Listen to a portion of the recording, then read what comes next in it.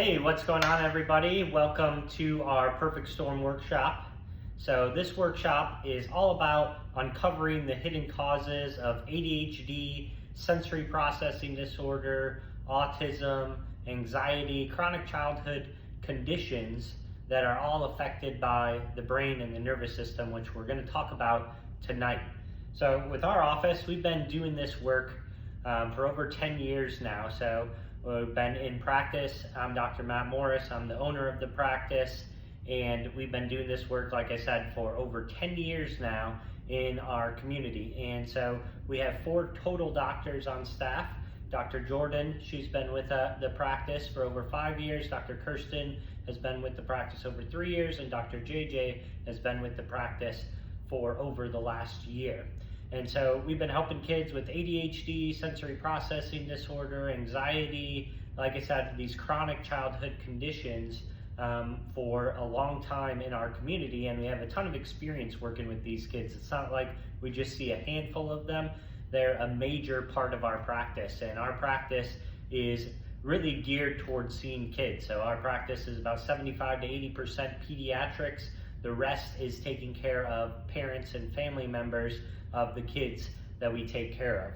So tonight we're going to talk about what this perfect storm really is, and we're going to talk about kind of the ingredients of the perfect storm. So when we talk about the perfect storm, this all goes back to stress on the brain, the nervous system, especially early on in their life when their brain and their nervous system is developing the most rapidly. So the more stress that a child encounters during those crucial times of brain development within the womb, during pregnancy, and then those first few years of life, it can stick the nervous system into this fight or flight stage, or state, which we'll talk about in a little bit in this workshop. So we'll dive right in. These are the most common ingredients. Every kid's going to be a little bit different of what these stressors are. It could be one big stressor that we find in our case histories and our consultations, or it could be a lot of these micro or smaller stressors that just kind of add up with things. But this is the most common pathway that we see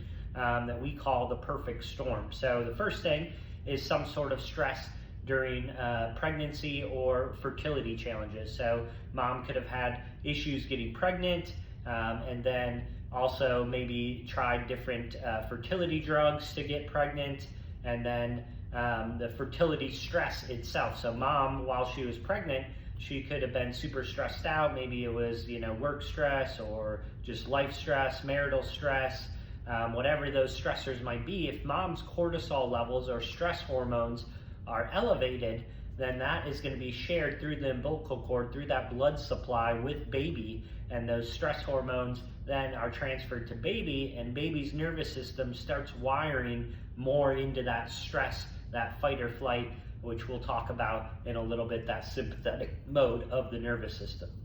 The next big stressor time that we see is during the labor delivery process. So what does a stressor look like in labor delivery? Well, anything that was with birth intervention, so C-section deliveries, forceps deliveries, vacuum extractions, emergency C-sections, things like that are big stressors, as we'll talk about later on in this workshop, why those are especially big physical stressors that an infant can encounter early on in their life. But also regular vaginal births, if they were very hard, or even we see if they were very, very quick.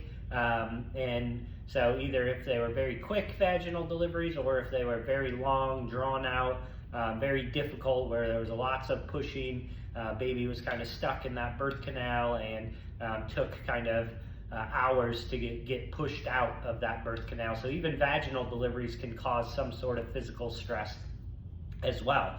The next part of the perfect storm is really when a lot of those key warning signs that the nervous system is in that stress mode start to show up. So as a baby, a lot of these kids are more stressed, colicky, fussy, refluxy babies. Maybe they have torticollis, maybe they had plagiocephaly, flattening of one side of the head, or maybe they just were uncomfortable all the time, very fussy. Things like that are early indications that something's not right with that brain, that nervous system of that baby, and it leads to these symptoms that a lot of pediatricians will say that kids grow out of. But what we know with doing this work for over 10 years now is kids don't grow out of those symptoms, they just grow into new symptoms or new challenges. So if that nervous system is stuck in that fight or flight mode or that stress mode, then it's going to lead to other challenges as they're growing and developing. They might grow out of certain challenges, or certain symptoms might go away, but new symptoms, new challenges are just going to pop up. So that stressed, colicky, fussy baby then turns into our chronically sick kid. So it could be a toddler that has huge emotions, big meltdowns, it's hard or difficult to take them anywhere, or it could be that they had a lot of ear, nose, throat infections, so chronic ear infection after ear infection after ear infection, or maybe they're getting a lot of allergies and congestion all of the time. Another indication that that nervous system is stressed out or it's not working properly. And then eventually we see that those kids that are toddlers that are sick, stressed out, having the big meltdowns, big tantrums, difficulty with sleeping, things like that, then grow into the sensory spectrum kids. So by the age of 3, 4, 5, 6 years old is when we often see a lot of parents finding out that they have a child that has sensory processing disorder, autism, ADHD, or any of those type of conditions. It could be even anxiety as well. And then we don't see it stop there. We really see it then morph into teenagers. We see a lot of teens in our office, and if that nervous system's stuck in that stress mode for a long period of time, then it eventually leads to those teenagers that are exhausted, they're worn out, they're depressed, they don't want to leave the house, they have no energy. Those are a sign of an exhausted nervous system. Essentially, they've been in this fight or flight state since they were a young child, and now eventually the body is like, hey, we're exhausted, we can't keep going at that pace anymore. So that is the perfect storm. That's the most common pathway that we see. Like I said, there's always cases that are a little bit different or have different stressors in there, but that is the most common pathway that we've seen over the last 10 years with the kids that we take care of. So the whole point of this, once again, is the stress mode of the nervous system gets stuck on from a very early age, whether it's in utero during pregnancy or it's those first few years of life.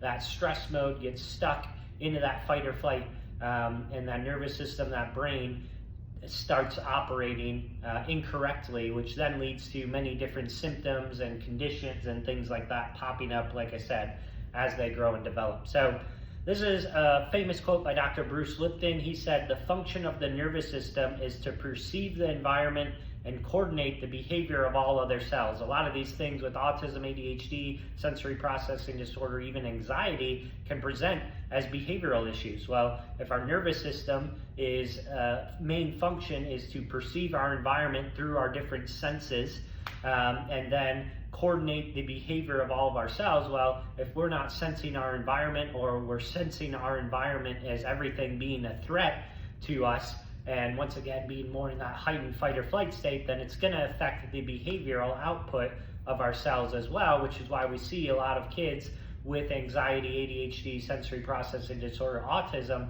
have these behavioral issues, or what look like behavioral issues, because they're not perceiving their environment properly. They're thinking every little thing is a threat. Maybe something's way too loud, that's a threat. Maybe something tastes horrible or smells horrible, so that's a threat, so that creates a meltdown. That is why we see a lot of these kids have behavioral like challenges, because their nervous system is so in that fight or flight reactive state or reactive mode. So basically what happens is we have a subluxation, which is really the altered perception input into the brain, which then alters the function. And why we look to the nervous system is because it controls every cell, every tissue, every function of our body is under direct control. Every major system of our body is under direct control of that nervous system. If it's not working properly, then we can see that a lot of these kids have challenges in multiple areas. Maybe the motor function is off. Maybe they were skipped crawling, or they were delayed crawling or delayed walking, or they have issues with their fine motor control, gripping a pencil, things like that. And then we can also see a lot of kids that we take care of have gut GI issues, where they're having constipation or the reflux or the diarrhea, IBS symptoms, or they're sensitive to certain foods. Then we see some kids that their immune system is also altered the function of, so they're getting sick all the time. Like I said, the chronic ear infections or the chronic ear, nose, throat is a common thing that we see with a lot of these kids. And then the speech, development of speech, we can often see delayed in a lot of kids or off. It could be articulation, it could be just with praxia issues and things like that, the motor planning, all of those different things. And then the social, behavioral, emotional control of these kids is often altered as well, which once again, this is why we look to the brain and the nervous system, because it's that foundational piece of the puzzle. It's the one thing that controls all the other things within the body. And so we look to that brain and that nervous system first because it controls all the different things within our body. So Harvard actually has been going through a study with this. It is really developing or studying the developing brain of the developing child. And what they really found, the big kicker to their study, was that they found that same thing, the more stress, and they call it toxic stress, that kids encounter early on in life, and they're more looking at it from like a loving, nurturing environment. If kids are in a very stressful, hectic situation, maybe mom's on drugs or in and out of jail or things like that, they find that those kids will have lifelong problems with learning, behavior, physical, and mental health. And so we're looking at a big emotional stressor, but we're not looking at all the other stressors and factors that go into things. But Harvard is basically confirming what we know is the more stress these kids encounter early on in life, the more it can lead to learning challenges, behavioral challenges, physical and mental health as well can be altered.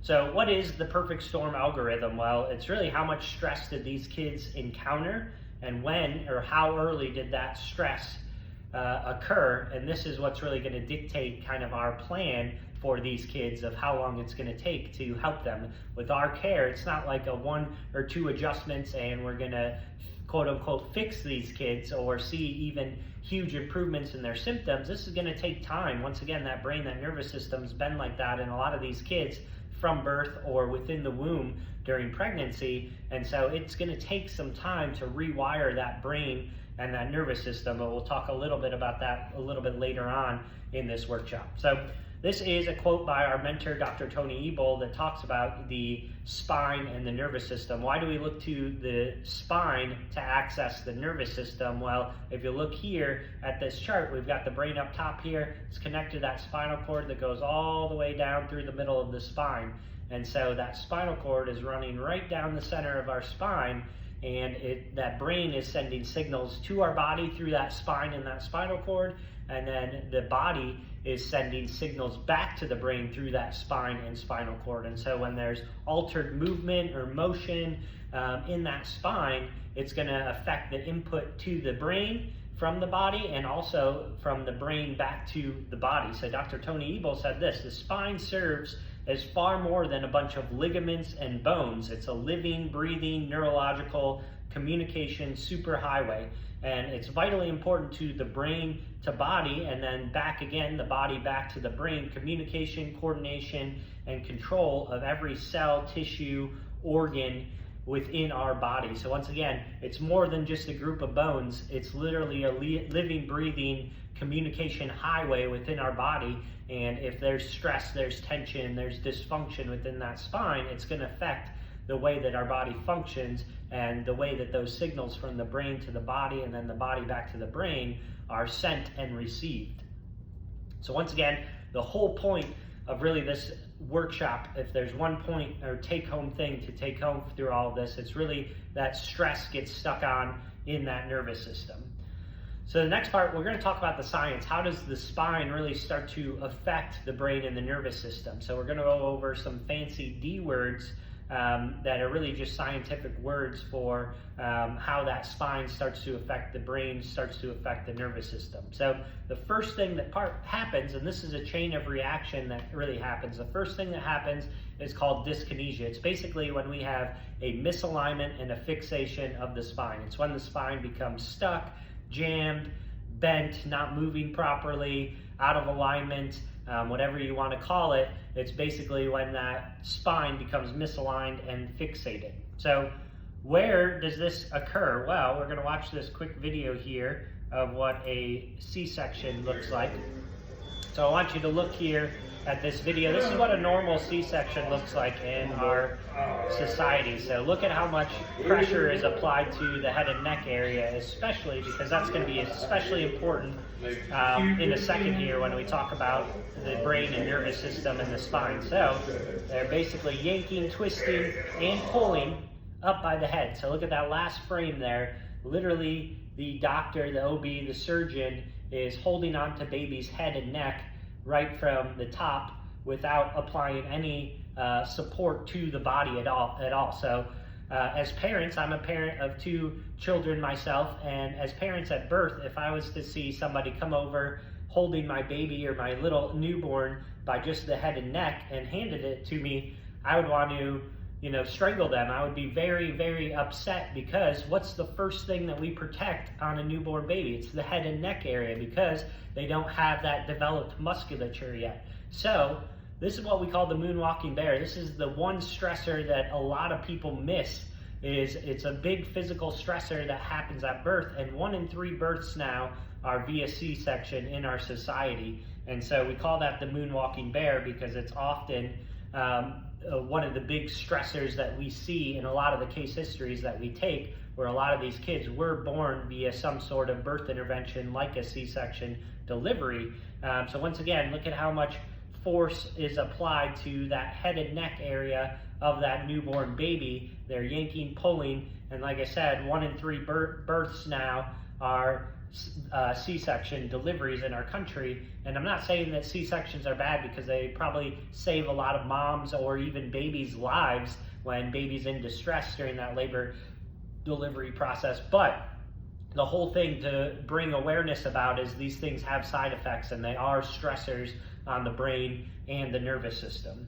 So they've actually done some studies on this. A group of osteopaths actually examined 100 healthy newborns. So these newborns had high APGAR scores, and they didn't have to be in the NICU or anything like that. 100 healthy newborns, they examined them for some level of misalignment and fixation of the spine. And what they found was 99 out of 100 of those infants had some level of misalignment fixation of the spine. And these were all different types of births. So vaginal delivery, C-sections, forceps, vacuums, you name it, all different types of births. What they noticed was the greater the severity of that misalignment and fixation correlated with the more birth interventions used. So the C-sections, the vacuums, the forceps deliveries had a greater severity of that misalignment and fixation of the spine, whereas the vaginal deliveries had a lesser degree, but still some degree of misalignment and fixation of the spine. So even a vaginal delivery can cause a physical stressor, especially that head and neck area of an infant as they're coming through the birth canal. So this is where the chain of reaction really starts. So that misalignment fixation of the spine then leads to what we call disafferentation. Disafferentation is essentially abnormal input to the brain. So this is where we really see the difference between proprioception and nociception. So proprioception, it's when everything in our body, all of our joints, so our finger joints, our elbows, our knees, but also our spine, all of our vertebrae of our spine sitting on top of each other are all joints within the spine. So all of our joints have what are called proprioceptors, and they sense normal movement, they sense normal alignment of everything. And so when everything's moving properly, when everything's aligned properly, what happens is those joints then send information back to the brain that is good information to the brain. It's more calming input to the brain. It's more relaxing input to the brain. And our upper neck is especially important for that because it has 1/3 of our proprioceptors right here in the brainstem area, or that upper neck area, which once again, why that C-section or forceps or vacuum, something that's creating a lot of physical stress on that upper neck, is so important. So what happens, that misalignment fixation of the spine shuts off or suppresses that proprioceptive input into the brain, which is that good input to the brain, and then it replaces it with what's called nociception. Nociception is essentially bad input into the brain. It's this noisy input to the brain. It's confusing input to the brain. It's extra stimulation to the brain. I like to describe nociception as like hard rock music. If I was to lock us in this room, crank up the hard rock music and ask us to try to focus or concentrate on math problems or read a book or things like that, it would be very difficult to concentrate. So this is why a lot of the kids with ADHD or sensory issues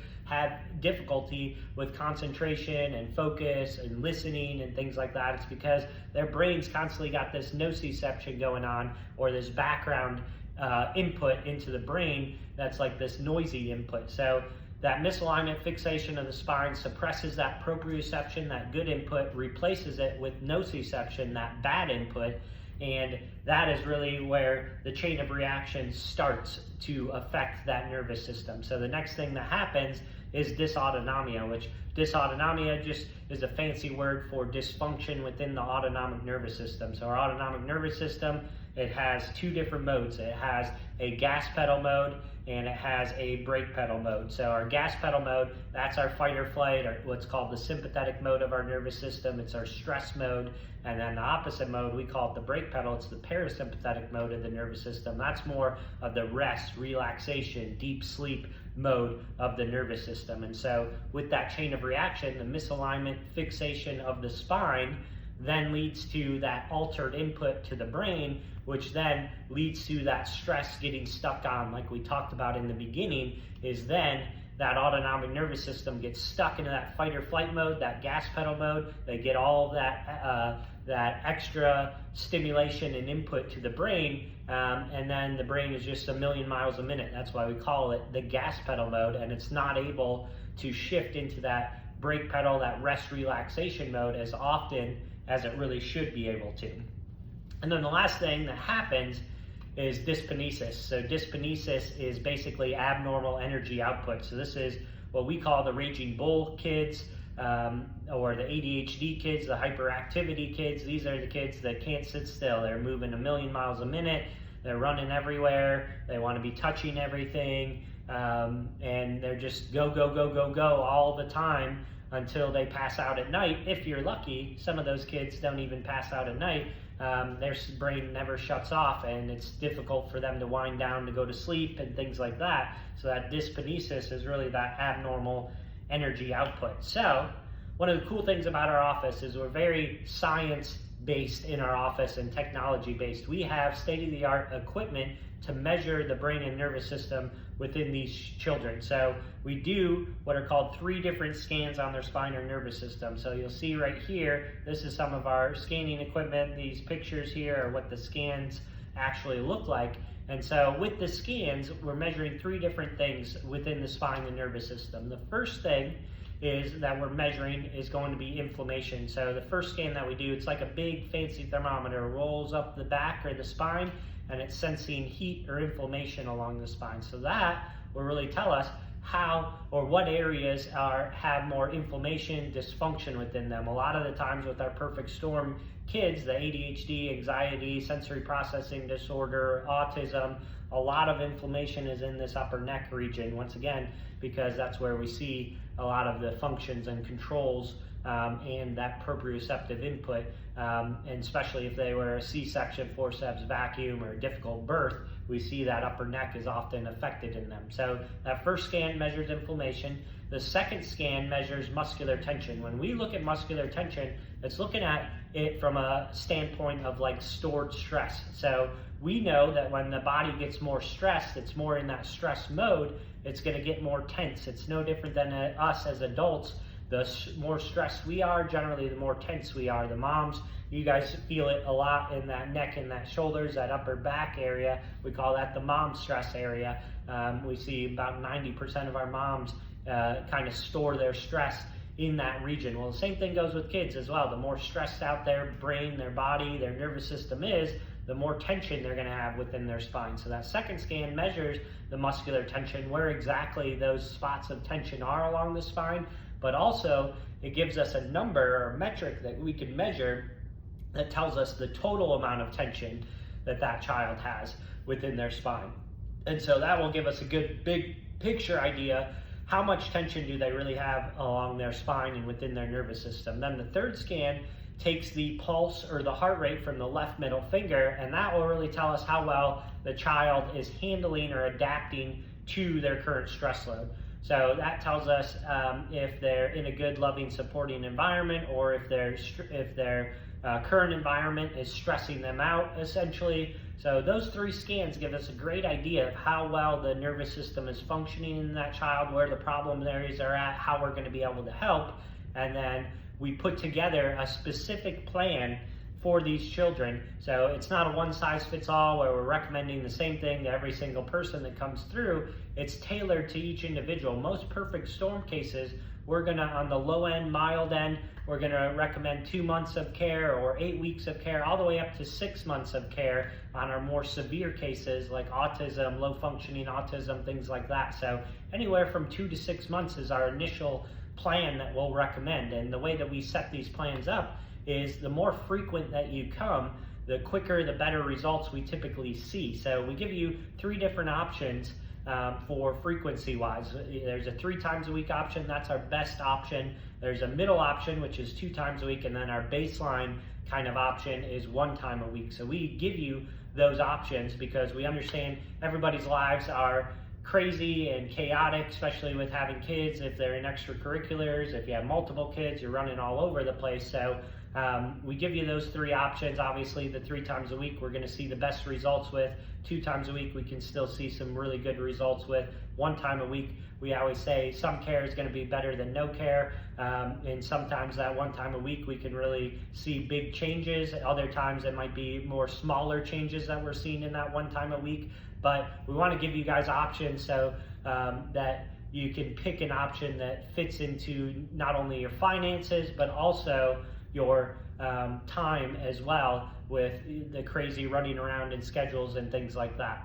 And so that's the way that we structure it. We'll recommend a certain number of months of care, then you get to choose what frequency, 3 times a week, 2 times a week, or 1 time a week of what frequency. And within those plans, every month or every 4 weeks approximately, we'll reevaluate and rescan. So we redo the 3 scans that I talked about, and then we will also check in with the goals and kind of symptomatic improvements. So those are our check-in points to see, hey, do we want to add in certain supplements? Do we want to look at diet or lifestyle? So we want to take that holistic approach to helping these children become the best version of themselves and function to the best of their potential. That's really what our care is designed to do. So the next step really for you guys is making sure that you schedule an appointment to get your child scanned. So if you're on the fence, follow our Facebook and our Instagram pages, Pinnacle Sarasota or Pinnacle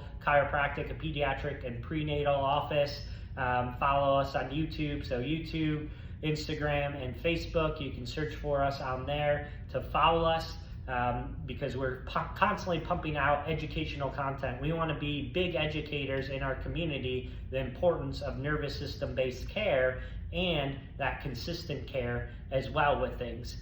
So the next step is really getting on the schedule to do that scan, that evaluation, to find out for sure if we can help your child, and then we'll put together that plan and go from there to really helping calm your child's brain and nervous system down by releasing a lot of that neurospinal tension or that tension within that spine, that nervous system, which then is going to stimulate that brake pedal mode of the nervous system, that parasympathetic, the rest, relaxation, calm that fight or flight response from the body. So hope you guys enjoyed this workshop. Reach out if you have any questions, follow us on our social media channels, and then get your child booked. We'd love the opportunity to take care of them and help you and your family as well.